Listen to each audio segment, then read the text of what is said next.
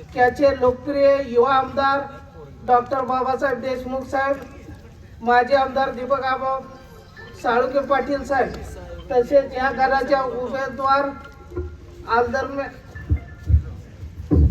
Madam, तसेच Navale madam, सर्व उपस्थित मतदार बंधू आणि भगिनीनो, आज राज्यामध्ये रिपब्लिकन पक्ष भाजप शिवसेनेच्या युती बरोबर असताना आज आम्ही सांगोला तालुक्यामध्ये क्रांतिकारी निर्णय घेऊन दोन्ही आमदाराच्या पाठीशी खंबीरपणे आम्ही उभा राहिलेलो आहे.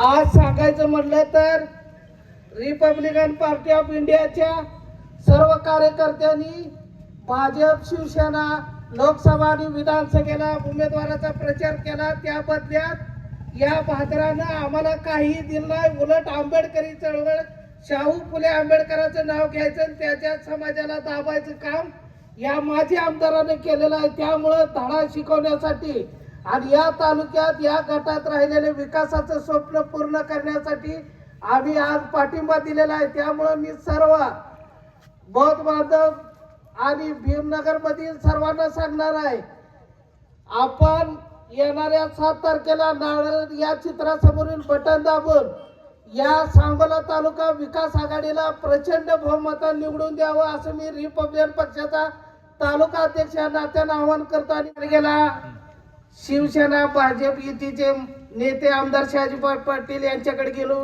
नगरपालिकेला जागा मागितली, रिपब्लिकन पक्षाला जागा द्या म्हणली, त्यांनी दिली नाही. परत रीतसर रिपब्लिकन पक्षाच्या वतीनं आमच्या जिल्हा कार्यकारिणी सांगितलं, तुम्ही भाजपचे जिल्हाध्यक्ष शहाजी बापू यांनी पत्र द्या.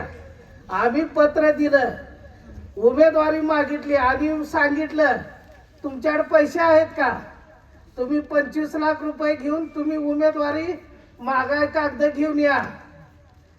आम्ही सांगितलं बापू आमच्याकडे जर 25 लाख असतं तर हा खंडू सातपुते आमदारकीला उभा राहिला. त्यामुळं यांना विकासाचं काय देणं घेणं नाही. कार्यकर्त्याची घरं जाळण्याचा ह्यांनी या निवडणुकीत धंदा काढलाय. त्यामुळं अशा भूलथापाला बळी न पडता सांगोला विकास आघाडी आमदार साहेबांन आबा या तालुक्याच्या विकासासाठी अहोरात्र प्रयत्न त्यांची पूर्वजापासून या तालुक्याच्या विकासात योगदान आहे. त्यामुळं परत मी एकदा आपल्या सर्वांना आवाहन करतो की येणाऱ्या 7 तारखेला नारळ या चिन्हासमोर बटन दाबून आपण या सर्व उमेदवाराला प्रचंड मतांनी निवडून द्यावं असं आवाहन